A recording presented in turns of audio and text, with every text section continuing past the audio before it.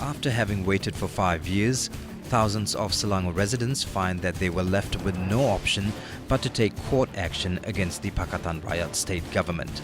Single mothers who were promised a monthly allowance were forced to file a civil suit to claim what is rightfully theirs following Menteri Besar Abdul Khalid Ibrahim's refusal to fulfill the promise made in the Pakatan Rakyat's election manifesto in 2008. The manifesto clearly states that a monthly allowance will be given to single mothers. However, after Pakatan Rakyat took over the state government, its leaders quickly forgot the pledge. Sebagai pengungsi ibu tunggal di Selangor, saya berhak untuk memperjuangkan manifesto. Bermakna bila manifesto tu adalah janji. Jadi bila janji tu harus ditepati, kan? Jadi bukannya kita nak meminta-minta, bukannya kita nak minta simpati ataupun kita dipergunakan oleh mana badan politik, tetapi itu adalah kita punya hak untuk kita menuntut. Meanwhile, thousands of water consumers in Selangor filed another suit against the state government, this time to seek compensation of nearly 500,000 ringgit. Most of them hail from the low-income category and were excluded from the free water scheme, under which domestic consumers do not have to pay for the first 20 cubic meters of water they use every month. Also resorting to the courts are 1,001 senior citizens who were promised a monthly stipend by the state PKR leadership in the last election. The contribution amounting to 2,500 ringgit per person and totaling more than 2.5 million ringgit proved to be another example of the opposition's empty promises. Saya melihat yang dibentangkan minggu lepas bukan manifesto tapi manifest tipu. Ya. Manifest tipu ini merupakan apa yang kita kutip daripada janji-janji mereka dalam pilihan raya 2008 mereka tidak tepati. Malahan Menteri Besar Selangor sendiri menyatakan tidak perlu tunaikan janji manifesto. Dia buat macam seolah-olah kami ini tak ada guna bagi dia orang. Suka hati dia nak kata, suka hati buat janji. Jadi maknanya saya pun tak faham apa itu manifesto dan apa itu janji. Tolong jelaskan manifesto tu apa? Bila kita tanya itu bukan janji, itu manifesto. Apa cakap ni? Nak berbodohkan semua orang tua kan? Cuma mak bapak dia orang tu kalau kita bodoh kan macam mana? That was a portion of the promises Pakatan Rakyat did not fulfill in Selangor. The story is the same in Penang, Kedah and Kelantan.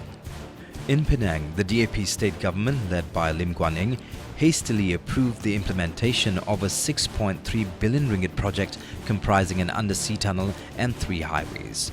Despite promising the Rakyat of Penang a clean and transparent administration, Guan Eng awarded the project to a consortium with a paid-up capital of only 2 ringgit.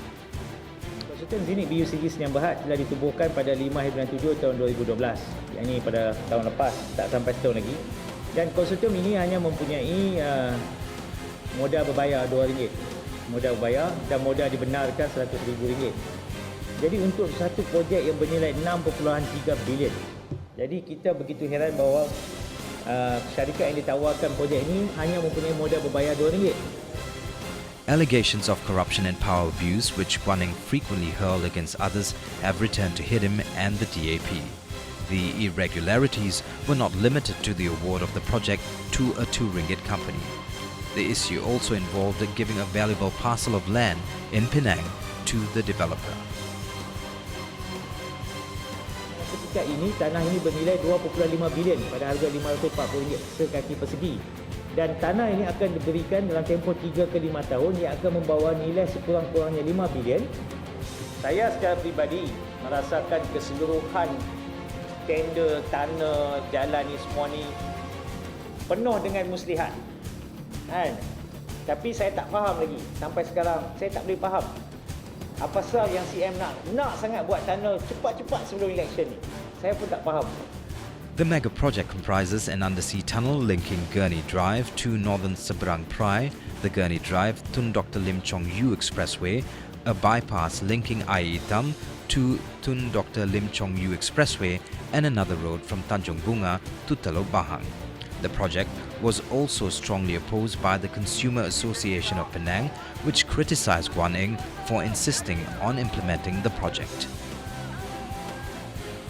what studies has been carried out, the feasibility or the environmental impact or the other social impacts, and suppose going on a municipal thing. I think nobody does that. This is a very sad case. Why don't they carry out a sort of proper studies? In Kelantan, PAS has ruled the state for over 20 years, but the supply of clean water is still a major problem. And to date, the state government, under the leadership of Dato' Nik Aziz Nikmat, is still reluctant to take responsibility. After 20 years of ruling, this is what Nik Aziz had to say to the people of Kelantan last January. Bandar Kota Baru tak ada plan. Paip tanah di mana? Satu kerja besar. Yang keduanya, paip lama ni pecah. Yang ketiganya, baru nak kita buat paip baru. Ini kerja ni bukan kerja main-main. The question is, why did the Kelantan government fail to address issues raised by Nik Aziz himself despite being in power for so long? Sebenarnya, pada masa yang sama, kerajaan persekutuan telah pun menyediakan peruntukan, memberi peruntukan kepada kerajaan negeri sebanyak 600 juta dalam usaha menaik taraf bekalan air di negeri Kelantan kepada rakyat Kelantan. Tetapi apapun, tugas membekal air bersih kepada rakyat Kelantan ini tetap menjadi tanggungjawab kepada kerajaan negeri.